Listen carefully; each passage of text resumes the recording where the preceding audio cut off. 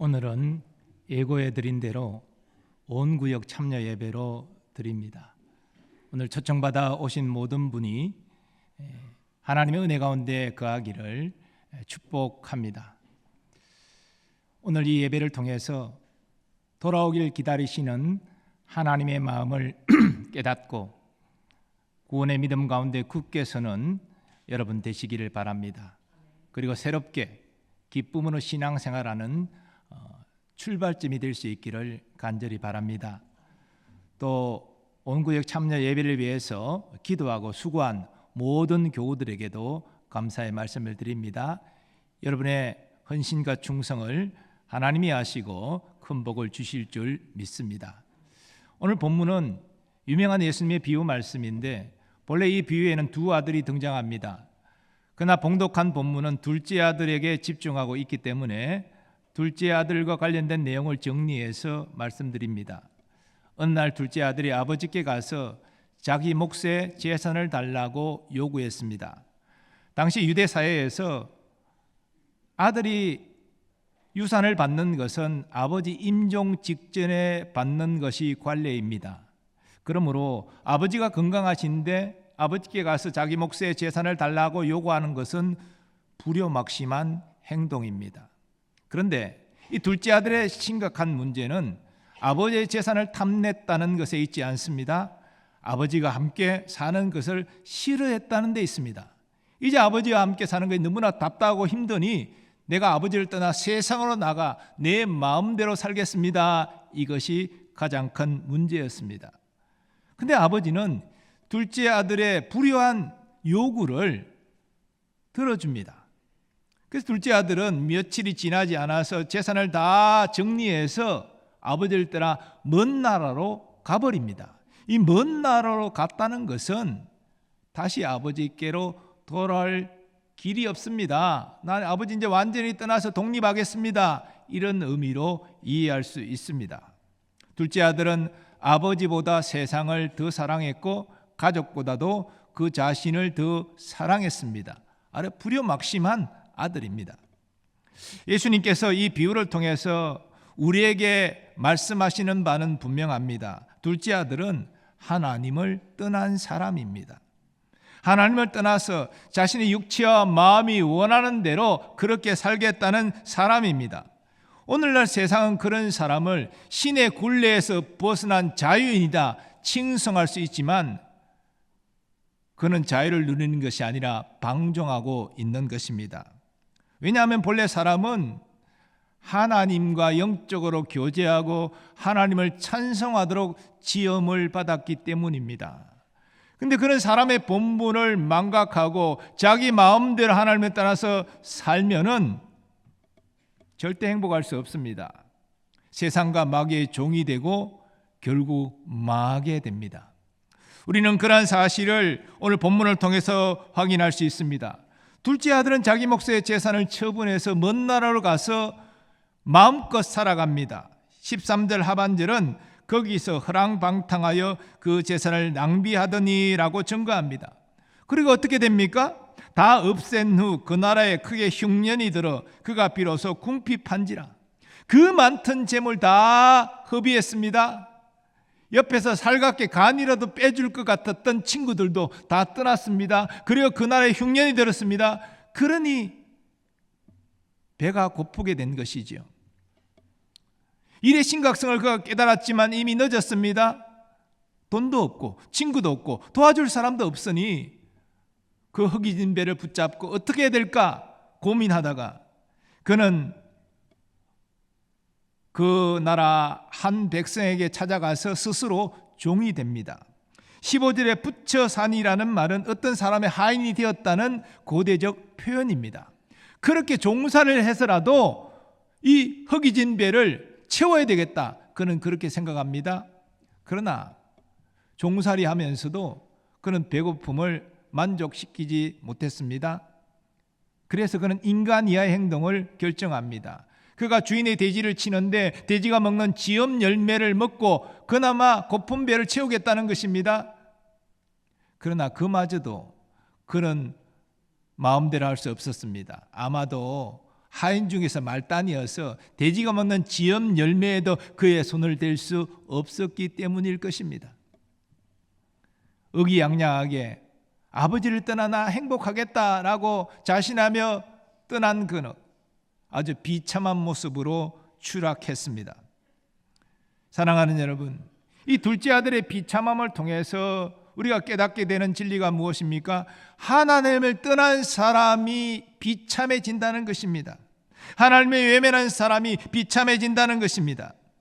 첫사람 아담의 타락 이후에 사람은 하나님을 떠나서 자기 마음대로 살기를 원했습니다. 그래서 자기 힘으로 성을 세우고 바벨탑을 세워서 우리가 흩어짐을 면하자, 우리가 스스로 행복하자, 그들은 그렇게 결단했습니다. 그러나 물고기를 떠난 물이 살아갈 수 없듯이 자기를 지으신 하나님을 떠난 사람들이 행복해질 수 없습니다. 하나님의 영광을 위해서 살아가야 될 자기의 본분을 잊어버리고 자기 욕심을 따라 살아갈 때 사람의 최종 정착력은 비참함입니다. 우리는 아버지를 떠난 둘째 아들의 비참함을 통해서 그 사실을 깨달아야 됩니다. 언젠가 중국 티베트에서 한센병자와 같이 생활하면서 그들을 섬기는 일을 감당하는 김효석 목사님의 간증을 들은 적이 있습니다. 김효석 목사님은 간증 가운데 친구 이야기를 합니다. 교수입니다. 유명한 교수입니다. 목사의 아들입니다. 그런데 하나님을 거부했습니다. 하나님을 모독하는 많은 글을 써서 사람들에게 악한 영향을 미쳤습니다. 그런데 죽을 병에 걸려서 고통하면서 후회하는 것입니다. 내가 가진 박사학위가 무엇인가? 교수의 명예가 무엇인가? 그리고 사람들이 칭송하는 것이 무엇인가? 이런 것들이 나를 살릴 수 있는가? 살 수 없다는 사실 때문에 절망합니다. 그러면서 하나님을 떠나 자기 힘으로 살려고 했던 인생이 후회됩니다. 하나님을 모독하는 많은 글을 쓴 것이 후회됩니다. 그러나 그는 하나님의 생명이 없는 자였기 때문에 후회하면서도 진심으로 회개하고 하나님께 돌아올 결단을 하지 못합니다. 이것이 하나님을 떠난 인생의 비참함입니다.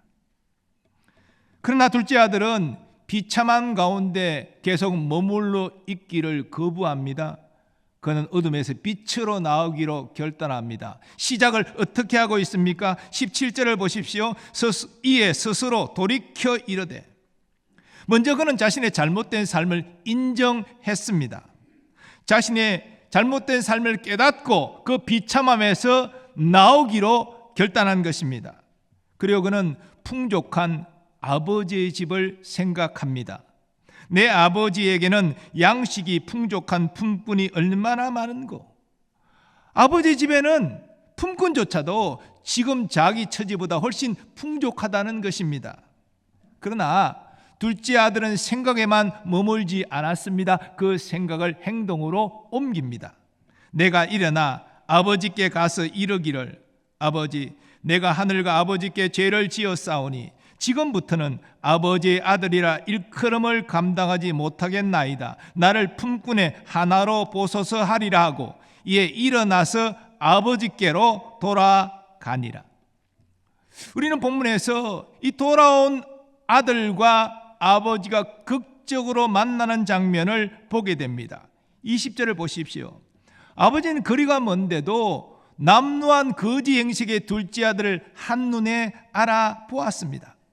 어떤 이들은 이 대목에서 집으로 돌아오는 둘째 아들이 먼저 사람을 아버지께 보내서 내가 먼 나라에서 지금 집으로 돌아갑니다 알렸다고 주장하지만, 아버지께 씻을 수 없는 불효를 한 그가 내가 돌아옵니다 사람을 보내서 알렸을 리가 없을 것입니다. 그러므로 오히려 아버지가 둘째 아들이 집을 떠난 이후부터 그 아들이 돌아오기를 기다리면서 매일 동네 입구로 와서 아들이 오는 길목을 바라보았다라고 해석하는 것이 더 옳은 해석일 것입니다. 그래서 거리가 멀었고 둘째 아들이 거지 행색으로 남루한 모습이었지만 아버지는 한눈에 알아봤습니다. 그래서 불쌍히 여겨 달려가서 목을 껴안고 입을 맞추었습니다. 둘째 아들이 어떤 아들입니까? 아버지가 건강하신데 자기 몫의 재산을 달라고 요구했던 불효막심한 자식입니다. 더 나아가 나는 아버지와 함께 살기를 원치 않습니다. 답답하고 지루해서 힘들어요. 그래서 먼 나라 가서 거기에서 허랑방탕하여 아버지의 재산을 다 낭비한 아들입니다. 혼나야 마땅하죠. 아들 취급 못 받아야 마땅하죠. 그런데도 아버지는 과거를 묻지 않습니다. 아들이 살아서 돌아온 그 자체로 기뻐합니다. 그런 아버지 앞에 아들은 진심으로 회개하지요. 아버지, 내가 하늘과 아버지께 죄를 지었사오니 지금부터는 아버지의 아들이라 일컬음을 감당하지 못하겠나이다. 그러나 아버지는 아들의 지위를 회복하면서 성대하게 맞이합니다. 22절 내용을 보십시오. 아버지는 종들에게 이르되 제일 좋은 옷을 내어다가 입히고 손에 가락지를 끼우고 발에 신을 신기라. 그리고 살진 송아지를 끌어다가 잡으라. 우리가 먹고 즐기자. 이 내 아들은 죽었다가 다시 살아났으며 내가 잃었다가 다시 얻었노라 하니 그들이 즐거워하더라. 여기서 우리가 깨닫게 되는 둘째 아들을 향한 아버지의 마음이 무엇입니까? 바로 사랑입니다. 조건 없는 희생적인 사랑입니다. 이처럼 사랑의 하나님은 사람들이 하나님께 돌아오기를 간절히 기다리십니다. 본래 모든 사람은 하나님의 형상대로 지음받은 하나님의 것입니다. 성경은 하나님이 첫사람 아담을 흙으로 지으시고 그 코에 생기를 불어넣어 살아있는 존재가 되게 하셨다라고 증거합니다. 그래서 모든 사람은 하나님의 피조물로 하나님의 것입니다. 그러나 이 세상에 죄가 들어옴으로 사람들은 하나님을 떠나 자유롭게 살기를 원했습니다. 자기 욕심대로 따라 사는 이기적인 존재가 되고 말았습니다. 하지만 그런 가운데서도 하나님은 택한 자들에게 은혜를 베푸셔서 하나님 자신을 알리시고 그들을 구원하셨습니다. 그리고 때가 되어 자기 아들을 이 땅에 보내사 모든 인간의 죄를 대신 지고 저주의 십자가에서 죽게 하심으로 모든 인간에게 구원의 길을 활짝 여셨습니다. 그러므로 이제 누구든지 자신의 죄인됨을 회개하고 하나님이 보내신 구원자 예수 그리스도를 믿으면 그 죄를 용서받고 의롭다 인정을 받아 하나님의 자녀가 됩니다. 이 땅의 삶이 끝나는 날 그 영혼이 영원롭게 되어 하나님과 예수님이 계신 낙원에서 안식과 복락을 누리게 됩니다. 예수님 재림하시면 흙으로 돌아간 썩은 몸도 영광의 몸으로 부활하여서 새하늘과 새 땅에서 영원히 왕노릇하며 살게 됩니다. 우리 교회가 매년 상하반기로 다 함께 행복모임을 진행하는 이유는 이런 놀라운 하나님의 구원을 사람들에게 알리기 위함입니다. 하나님이 세상을 이처럼 사랑하사 독생자를 주셨으니 이는 그를 믿는 자마다 멸망하지 않고 영생을 얻게 하려 하심이라. 사랑하는 여러분, 지금부터 약 1500년 전에 한 사람이 있었습니다. 그는 부모의 도움을 받아 10대 때 큰 도시로 가서 유학을 할 수 있었습니다. 그런데 10대 때 하라는 공부는 열심히 안 하고 방탕하게 살면서 사생아를 낳게 되었습니다. 그리고 성인이 되어서는 자신의 지식과 말재주로 세상의 부귀영화를 누리는 데 초점을 맞추고 살아갔습니다. 그런 그가 33세 회개하고 하나님께 돌아옵니다. 그리고 하나님의 일들을 하는 위대한 인물이 됩니다. 이 사람이 누굽니까? 어거스틴입니다. 그가 자신의 지난 죄악된 삶을 돌아보면서 참회록을 썼는데 그 참회록에서 이렇게 고백합니다. 하나님은 우리를 하나님을 향해 살도록 창조하셨으므로 우리 마음이 하나님 안에서 쉴 때까지는 평안하지 않습니다. 사람은 우연히 저절로 존재하게 된 것이 아닙니다. 소위 진화론은 과학이 아니라 가설입니다.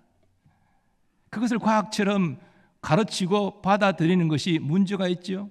과학이라는 것은 원인과 결과가 분명하고 반복된 실험을 통하여 동일한 결과치가 나와야 과학이라 말할 수 있습니다. 그런데 진화론은 그럴듯한 우연히 저절로 단세포가 수많은 세월이 진화해서 오늘날 사람이라는 고등 생명체가 되었다라고 주장하는 것은 가설에 불과할 뿐입니다. 입증한 적이 없습니다. 그러나 사실은 이 지적 창조론은 원인과 결과가 분명하잖아요. 물론 신을 증명할 수는 과학이 없습니다. 하지만 인격을 가진 전지전능하신 신을 전제할 때 인간의 존재는 쉽게 설명이 됩니다. 하나님이 하나님의 형상대로 사람을 지으셨다는 것입니다. 그러므로 우리 인생의 주인은 우리 자신도 아니고 세상도 아니고 오직 하나님이십니다. 그러므로 사람은 모두 자기를 지으신 하나님의 뜻대로 살아가야 됩니다. 세상의 돈과 지혜, 명예, 권세 그런 것들은 결코 우리에게 만족을 줄 수 없고 행복도 줄 수 없습니다. 우리 자신의 노력도 우리에게 만족과 행복을 줄 수 없습니다. 오직 우리를 지으신 하나님만이 우리에게 참된 만족과 행복을 주십니다. 그 사랑의 하나님께서 우리를 기다리시며 말씀하십니다. 수고하고 무거운 짐진 자들아 다 내게로 오라. 내가 너희를 쉬게 하리라. 오늘 초청되어 오신 분들 둘째 아들처럼 결단하고 하나님께 돌아오시기를 바랍니다. 본문에서 둘째 아들을 돌아오기 간절히 기다린 아버지는 돌아온 둘째 아들을 책망하지 않았습니다. 과거의 잘못을 묻지 않았습니다. 아들이 살아서 돌아온 것을 기뻐하면서 아들의 지위를 회복하고 잔치를 베풀어 환대했습니다. 하나님께서도 돌아온 여러분들을 책망하지 아니하시고 기뻐 영접하여 주실 것입니다. 하나님의 자녀의 신분을 회복하여 주실 것입니다. 예수님 안에서 참 만족과 행복을 누리게 하실 것입니다.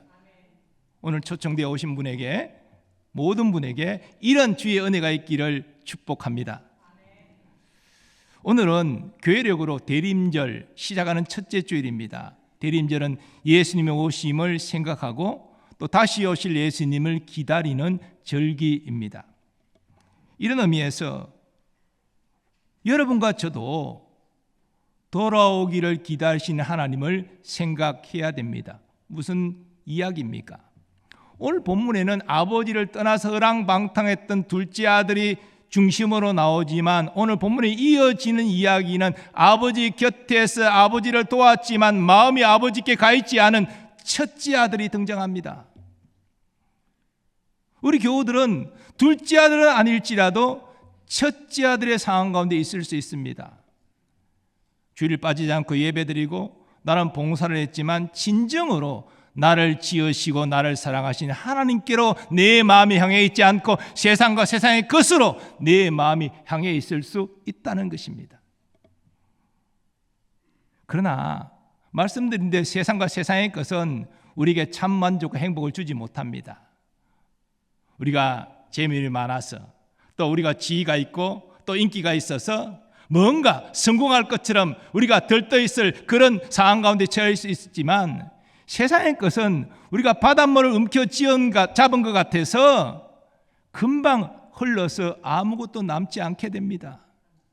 이것은 세상의 것으로 돈, 명예, 권세, 인기 이런 것으로 진정한 만족과 행복을 누릴 수 없다는 말입니다. 그런 우리에게 하나님은 내게로 돌아오라 말씀하십니다. 내가 너희를 책망하지 않고 너희를 영접하고 너에게 예수 그리스도 안에서 참 만족과 행복을 주겠다 말씀하십니다. 너무 주님에게서 멀리 떨어지기 전에 우리의 삶의 목적과 우리 성도의 본분이 하나님을 사랑하고 하나님의 말씀에 순종하는 데 있다는 것을 기억하시고 속히 주께로 돌아오는 우리가 되기를 소망합니다. 그리고 하나님께서 우리에게 깨닫는 은혜, 돌이킬 수 있는 믿음의 결단을 허락해 주시기를 간절히 소망합니다. 우리 이 땅에서 믿음의 선한 싸움을 싸우고 있습니다. 그것은 내 육신의 욕망을 제어하고 세상의 유혹 앞에서 믿음으로 맞서며 사탄 마귀의 그 공격에도 두려워하지 않고 함께 맞서 싸우는 것입니다. 이 믿음의 선한 싸움은 우리 혼자 감당하는 것이 아니라 우리 주님이 우리와 함께 하셔서 우리로 승리하게 하십니다. 이 모든 과정을 통해서 주님이 주시는 참 만족과 행복을 누리는 모든 성도들이 되시기를 축복합니다. 그리고 믿음의 선한 싸움이 마치는 날, 우리 육신의 죽음을 맞이하는 날, 우리가 두려워 떨면서 죽음을 맞이하는 것이 아니라 약속된 천국을 믿음으로 바라보고 우리를 영접하는 천군 천사를 영의 눈으로 바라보면서 환한 미소를 지으고 평안하게 임종하는 우리가 되기를 소망합니다.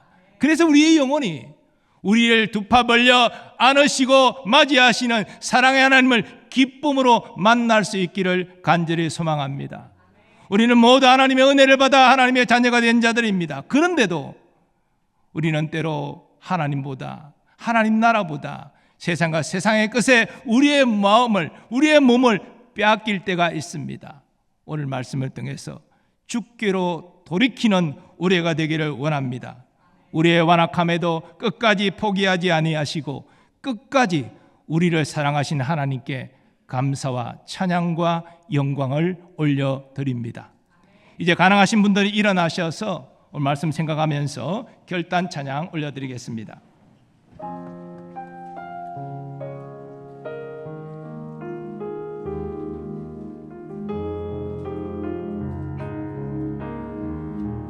내 백성이 나를 떠나 내 백성이 나를 떠나 돌아섰지만 내 사랑이 내 백성을 포기 못하니 내 모든 것 내어주고 나 그들을 얻으리라. 여호와께 돌아가자. 우린 돌아서도 그는 변치 않네. 여호와께 돌아가자. 우린 넘어져도 그 사랑 영원하네. 내 백성이 나를 떠나 내 백성이 나를 떠나 돌아섰지만 내 사랑이 내 백성을 포기 못하니 내 모든 것 내어주고 내 모든 것 내어주고 나 그들을 얻으리라. 여호와께 돌아가자. 우린 돌아서도 그는 변치 않네. 여호와께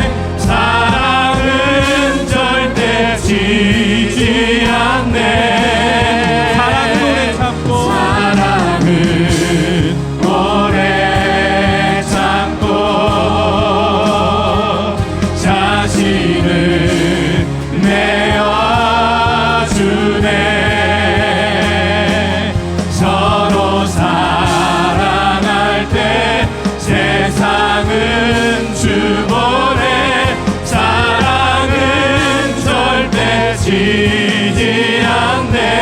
여호와께 돌아가자. 우린 돌아서도 그는 변치 않네. 여호와께 돌아가자.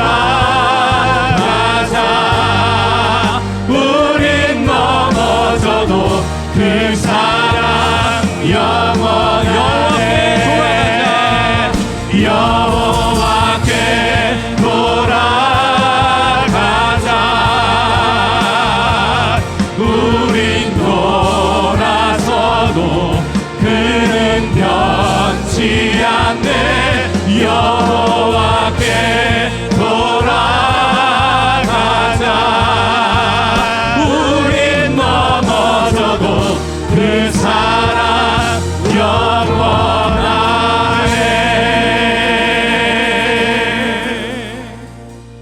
각자의 상황 가운데 기다리신 하나님을 생각하면서 믿음으로 결단하여 하나님께 돌아가는 우리가 되기를 원합니다.